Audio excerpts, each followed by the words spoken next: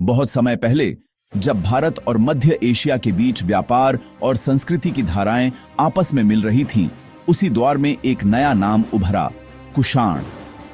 यह कोई साधारण राजवंश नहीं था, बल्कि ऐसे लोगों का समूह था जो दूर युगांडा और चीन की सीमाओं से चलकर भारत की धरती तक पहुंचे। शुरू में इन्हें कोई विशेष पहचान नहीं मिली, पर समय के साथ ये वही लोग बने जिन्होंने उत्तर भारत की भूमि पर एक विशाल और गौरवशाली साम्राज्य खड़ा किया। कहानी की शुरुआत होती है युएझी नामक एक जनजाति से, जो मध्य एशिया के ठंडे और कठिन इलाकों में रहती थी। उन पर एक और जनजाति शियोंगनू ने हमला किया। हार के बाद युएझी लोगों ने अपना घर छोड़ दिया और नए ठिकाने की तलाश में पश्चिम की ओर निकल पड़े। कई वर्षों की यात्राओं, युद्धों और संघर्षों के बाद वे आखिरकार बख्तरियां, आज का अफगानिस्तान पहुंचे। वहीं से उन्होंने धीरे धीरे अपनी शक्ति बढ़ाई और स्थानीय शासन को पराजित कर दिया। इन्हीं युएझी जनजातियों में से एक थी कुषाण शाखा। समय के साथ उनका नेतृत्व एक महत्वाकांक्षी और बुद्धिमान व्यक्ति कुजुल कडफिसस के हाथ में आया। उसने विभिन्न युएझी कबीलों को एकजुट किया और एक साम्राज्य की नींव रखी।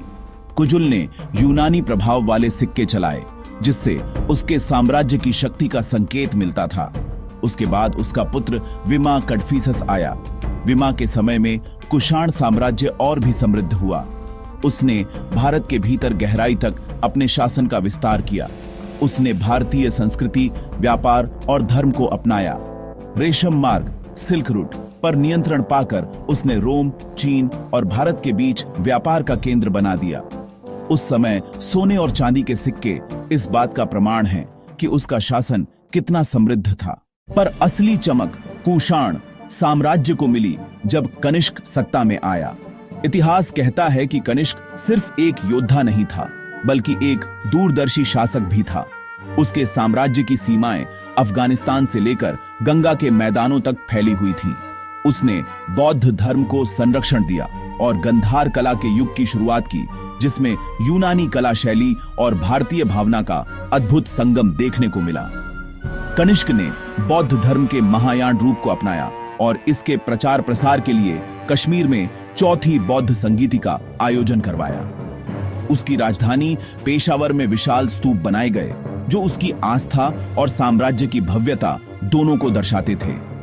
व्यापार के माध्यम से भारत की संस्कृति, भाषा और धर्म मध्य एशिया, चीन और रोम तक पहुंचे।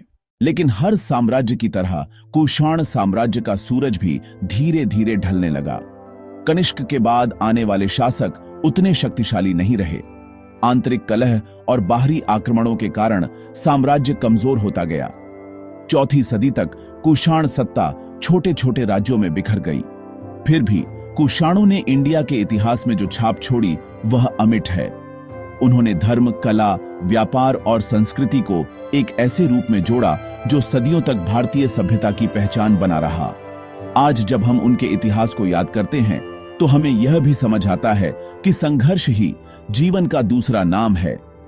युएझी जनजाति ने हार मानने की बजाय नई दिशा चुनी और इतिहास बदल दिया।